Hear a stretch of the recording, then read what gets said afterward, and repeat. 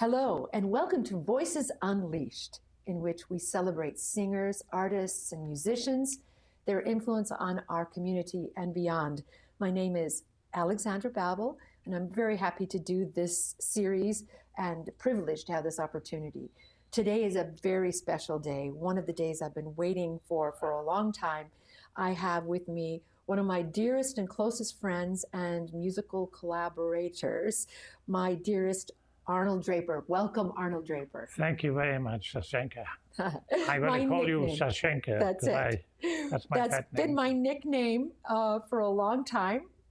This is a very special reminiscing episode.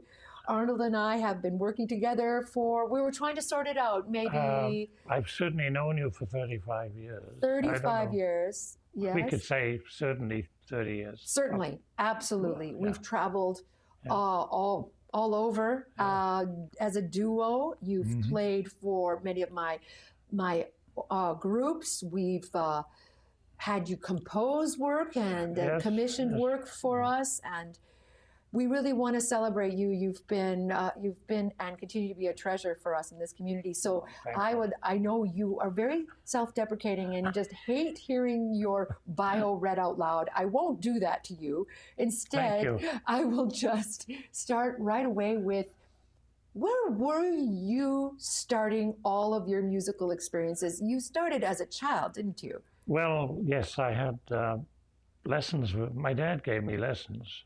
When I was about 3.5. Sadly, I can't remember those early days. Amazing. But I think my career was mapped out then. He decided for you. He decided yes. for me.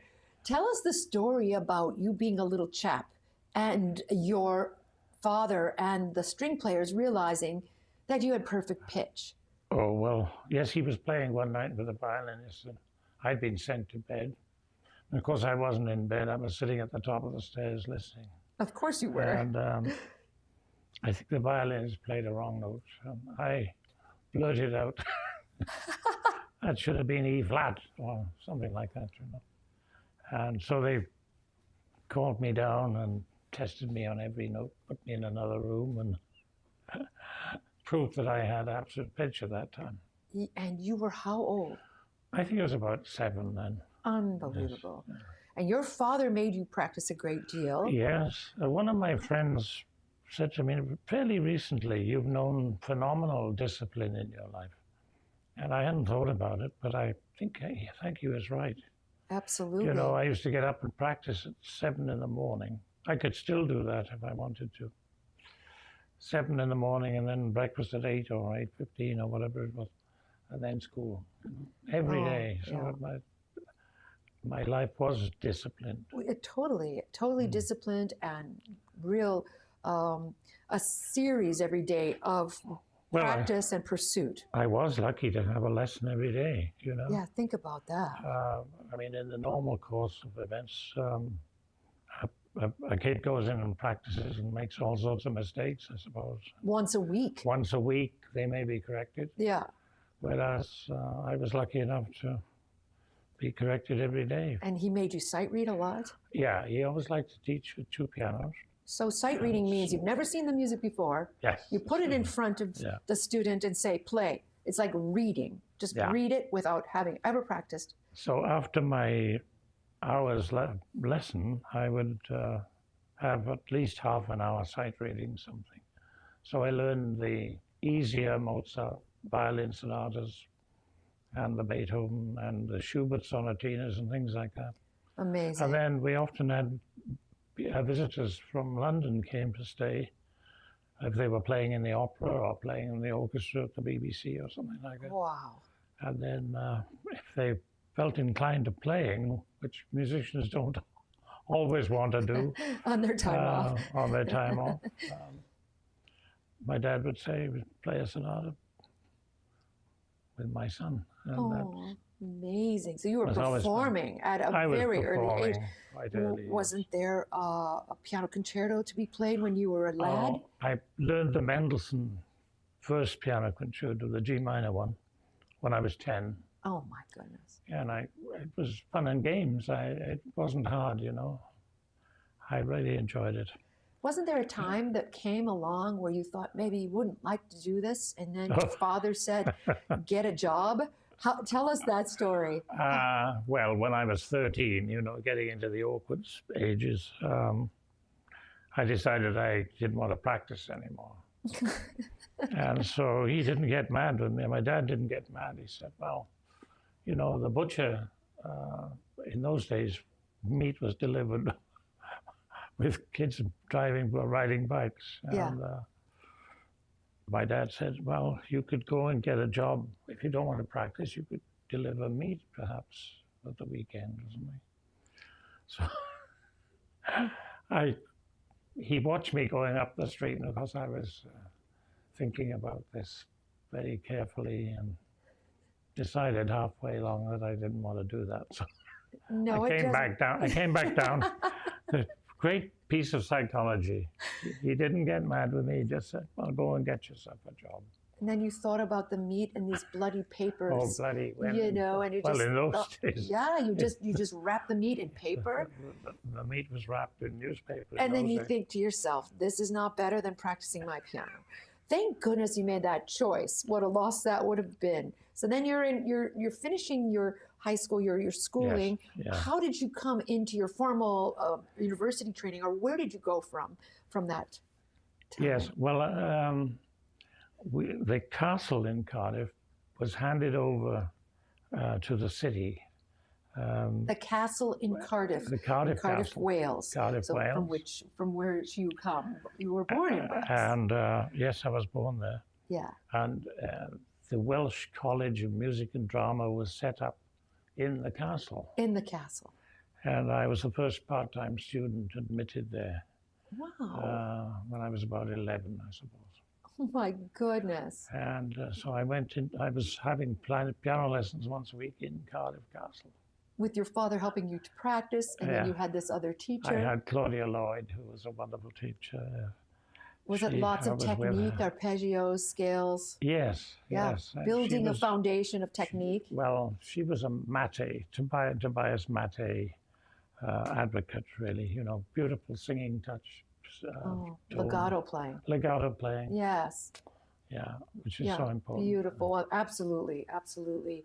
So then And then after that, I went to. I went first of all to try to get into Cambridge. I was playing the organ. We had an organ in school, and they were hoping that I would get an organ scholarship. So I had a wonderful weekend at Gonville and Keys College. But the competition was tremendous. I mean, there were church organists who'd been playing from the age of 3, probably. Yes. Yeah, so I didn't get in there. Sadly, I would have enjoyed going to Cambridge, I think. And nobody, including myself, I didn't think about asking to go as a pianist, which was my first instrument, really. Isn't that interesting? It didn't occur to you to say, can I just switch to piano if I can't get into organ? Yeah. Interesting. So then what? It's one of the big regrets of my life. Oh, my goodness. Then what happened? Anyway, I went to Cardiff University. Yes. And I studied the piano there with Patrick Piggott, who was another wonderful teacher. And in fact, I continued with him long after my university days because he was so wonderful. But when did you... We became friends. Oh, that's amazing. When did you start to find yourself in the position of accompanist for instruments and singers? Well, I think because of my ability as a sight reader. I mean, I could read pretty well anything. And the BBC. I was a part-time. They didn't have a full-time post, but I was part-time accompanist at the BBC. Oh, that's so amazing. I played for auditions for any instrument. Amazing. They would just throw the music at me. That's what I was going to ask you. Isn't it true that sometimes there was no rehearsal at all? No, you just go in. They put any music in front of you, and there you go. Flute, clarinet, anything. Anything they put in front of you, you're just going to go for it and play it. And that's amazing. What a skill to have. And then you find yourself... Well, I was very lucky with that. You also played for choruses. You've played for some big names. Yes. Benjamin Britten's work? You worked directly with these individuals? I did. I was just, I have to stop and think for a second, gather my thoughts. After the BBC, there was a European community youth orchestra that was formed. I don't know whether it's still running now, but because of my BBC connection, they were often, the auditions were held at the BBC anyway, so I played for all those. Wow. And then I was invited to become one of the accompanists for the Royal National. I stood for the Wales. Wow. Which is held alternately in South and North Wales. Wow. You know, 1 year in the South, 1 year in the North. And I think I was the only accompanist who was invited to do both. Well, that's amazing as a young man. You know, they don't approve of rehearsals beforehand. Oh, no, why would you need to rehearse? If you need to rehearse, you're just not good enough, right? Get out, right?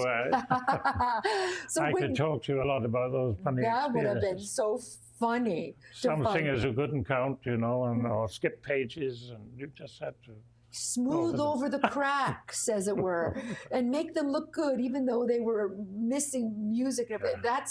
You've done it for me. You've done it for me. Now tell me, when was it that you decided to buy your beautiful piano?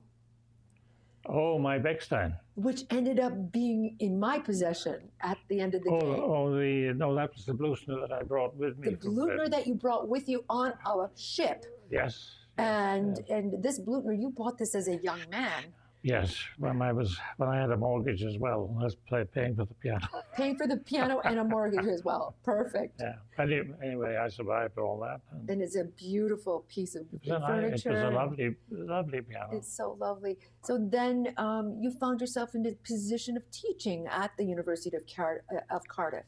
Yes. Yes. And you were a piano professor, or yes? Yeah. And then you holidayed at one point, coming for a Christmas break to Kelowna, yes, because one of your associates, another faculty member, was Sharon McKinley. Yes. With whom I played a lot. She's a cellist. Yes. And she introduced me to her sister, Arlene. She introduced you to her sister, and the rest is history. The rest is history, yes. So Arnold made the big move from Cardiff to Kelowna and married Arlene, his sweetheart to this day, at home making apricot jam as we speak. And then we come up to, there's so much more to talk about. Your career was illustrious. You were associated with so many of the biggest names of the day. We're moving forward now to when we met. Oh, yes, that was a great day. In 1990.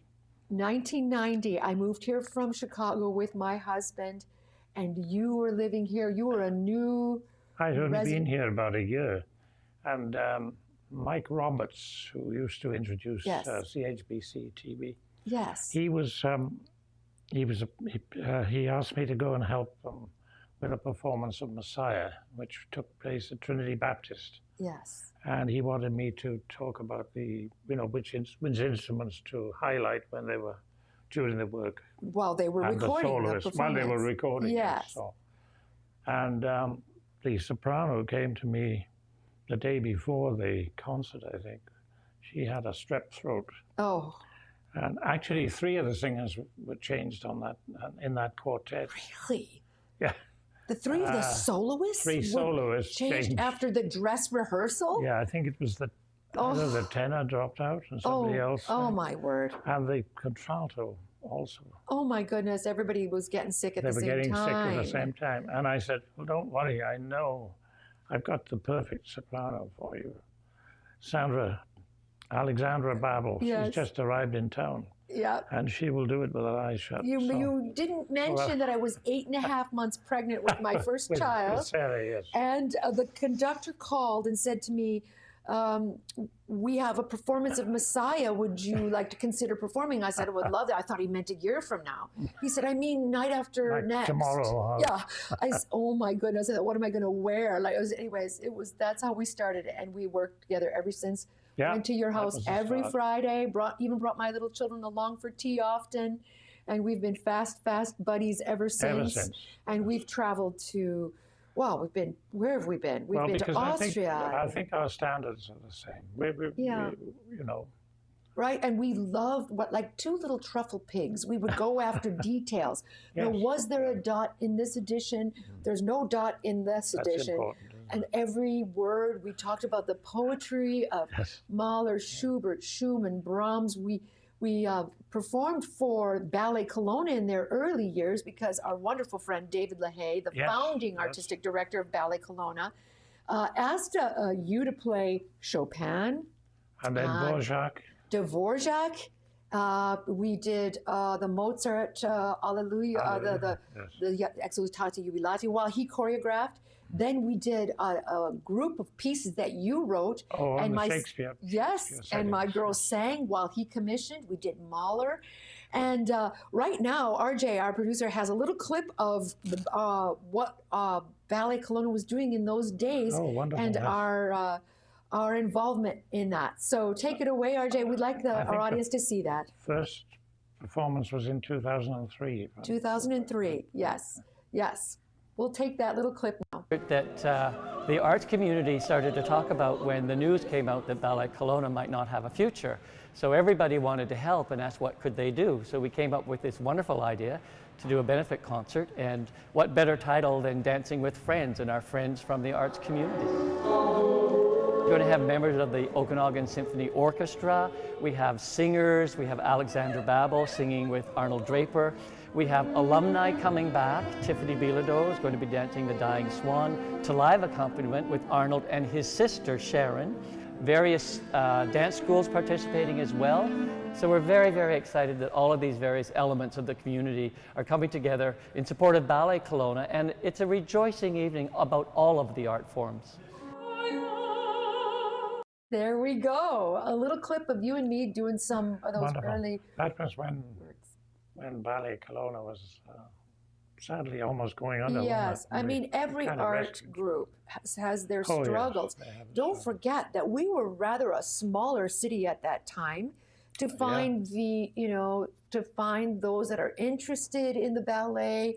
But he stuck it out. Yes. And look at Ballet Kelowna now. I'm so gratified to see them going forward. Wonderful. And I myself, a founding artistic director of Opera Kelowna, you were there for me in those days, setting a very high standard. And I'm also gratified to see that that's going forward. That's the good. OSO, Okanagan Symphony Orchestra, we've worked with them many times. They also had their years of, are we going to make it or not? Yes. And look at, I'm so gratified to see they're in their 65th year or something like that. Yes. And we just kept going. And I also love the idea that you let me bring my pupils to you and you started working with them.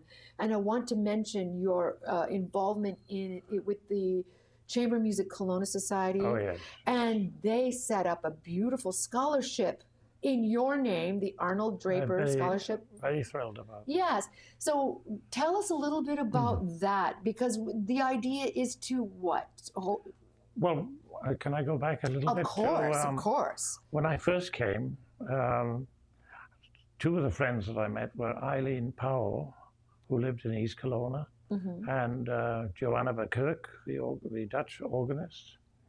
And they were really the founders of Chamber Music Kelowna. In those days, they called them the concert series. And I was lucky just to become friendly with both of them. Eileen had studied at the Royal Academy of Music in London. She was a pianist. That's right. And we soon became friends. And I helped as much as I could with those early days of chamber music.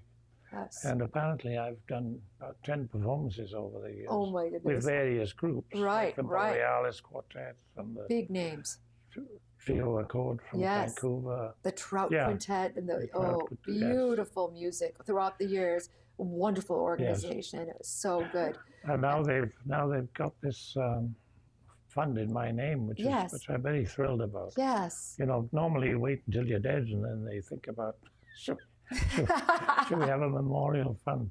So it's nice to be around while to see these young Oh, people. absolutely. I've helped a lot of young people. I've helped a lot of young Oh, people. you definitely have. You definitely have throughout the years. And it's so nice to see the next generation going. Yeah, coming on. It's really wonderful. Just as we're wrapping it up, because you and I could talk for the rest of the day about all the performances. We haven't even got into how your sense of humor, which backstage, keeping my nerves calm by saying the funniest things, jokes galore, dry sense of humor. Just before you're going on, come up with a joke. Just before you go on, just to calm me right down, you say the funniest things to me. And then unfortunately, or fortunately, every once in a while we get the giggles, and then we have a really hard time gathering ourselves before we have to perform or after. This happens a lot, but you got to keep laughing and enjoy every day. You have to have a sense of humor to get through, I think. That's right. I mean, I think that your philosophy of life that I have really gained so much from this idea is you do excellent work.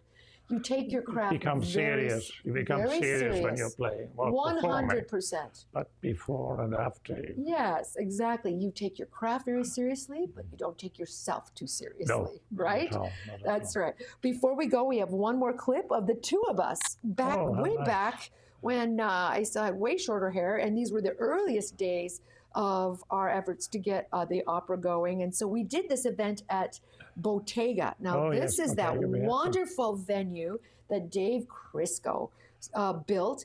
Yes. We had visited his castle in Dresden. And he built a modern version thereof called Bottega, in which I was a resident artist, for a year, getting it going. We performed there many times.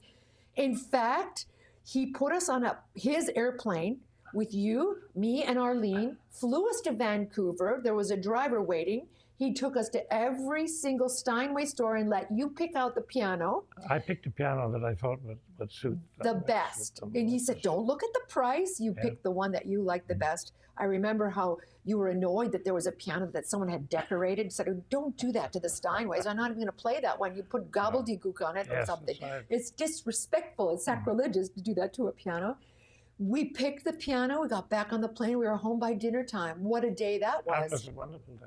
And that VIP treatment. Absolutely. That piano was on Bottega for a while until a wedding happened and someone carved their initials into it, which is a terrible thing to do to a piano. So our friends were mystified by that. And actually now that piano is at the RCA, the Rotary Center for the Arts. So if they come to the chamber music concerts, they can see that piano in action. It's a beautiful piano. We actually worked with it as well, haven't we, many times? Yeah. So we could go on and on. There's so many stories. We can probably have to have you back for another episode. That's what we should do, and go through your whole diary. That would be so much fun. Also, I wanted to mention before we close that we will have program notes at the bottom of this episode. If you would like to buy the CD of Arnold playing the 4A piano works, I had the privilege of listening to all the takes, and Arnold asking me, which take, Sashenka, do you think is the better one? They were both beautiful and flawless, but I think he was looking at which one made me tear up a little bit more. I mean, this Oh, you were very helpful. I was just listening and enjoying. This is music that is healing, and you played it with such beauty. Fauré is a very special composer. So those are available to you. There's a link at the bottom, and we're going to say our goodbye, and then let this episode run out with a little opera piece called A Fuggil Traditor, very short and very sassy. It's the two of us. I hope you enjoy. Arnold, thank you so much, my beloved Arnold. My pleasure. For being here with me. And right after we're done here, we'll go for lunch. How's that? Sounds great. Thank you, everyone, and we'll see you next time.